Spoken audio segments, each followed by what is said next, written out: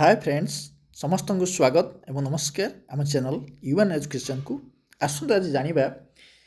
Government of Odisha ST and SC development M and BCW department तरफ letter रही letter number रही 26623 और dated रही 18 डिसेम्बर 2024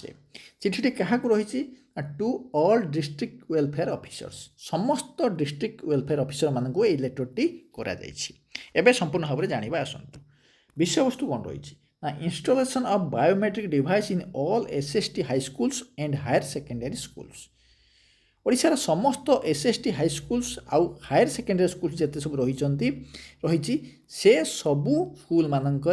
कौन ना बायोमेट्रिक डिवाइस व्यवस्था करा इंस्टॉलेशन करा कौन पर तार उद्देश्य कौन रही से सब विषय आसतु संपूर्ण भाव में जाना In inviting a reference to the subject cited above, I am directed to say that ST and SC development, M and BCW department have decided for installation of biometric devices in all SST high schools and higher secondary schools to ensure attendance of both teaching and non-teaching staff so as to strengthen the effective functioning of the schools and hostels. मुख्यतः कौन ना ST and SC development and M and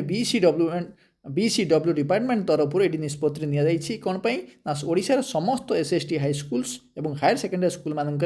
biometric installation करा व्यवस्था करा कौन तार उद्देश्य रही ensure attendance of both teaching and non teaching staff जो स्कूल मानक टीचिंग और नॉन टीचिंग स्टाफ रही से अटेंडेंस को एनश्योर करा निश्चित करा कौन ना effective functioning of the schools and hostels एवं स्कूल और हॉस्टल को सक्रिय भाव में चलाइवाई ये बायोमेट्रिक व्यवस्था करा you are therefore requested to ensure installation of biometric devices in all the schools as mentioned above within 2 months from the date of issue of this letter and submit compliance to this department. ये चिट्ठी हबार 2 मास भितर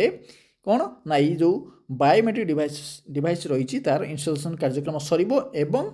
submit compliance to this department एवं तार कौन करा submit करा department को सबमिट करा तो ये थिला आमे जानिले मुख्यतः कौन ना समस्त ओडिशार समस्त एसएसटी हाई स्कूल्स एवं हायर सेकेंडरी स्कूल मानकरे 2 मास भितर चिट्ठी हबार 2 मास भितर कौन ना बायोमेट्रिक व्यवस्था करा जोटा कि मुख्यतः टीचिंग और नॉन टीचिंग स्टाफ जो रही से अटेंडेंस को निश्चित करने एवं जो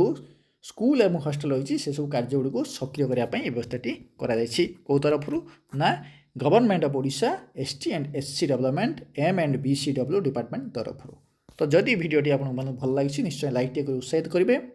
शेयर निश्चित करेंगे मूल्यवान मतामत कमेंट जनइबे और नुआ कर चैनल को आसले निश्चय सब्सक्राइब करने कारण यही टाइप वीडियो इनफर्मेशन वीडियो आपने चैनल सदासर्वदा पाइपर तो आज ये रखा खूब शीघ्र आगे इनफर्मेशन वीडियो नहीं आसबि से पर्यटन विदाय दिंतु रोचे धन्यवाद थैंक्स फॉर वाचिंग।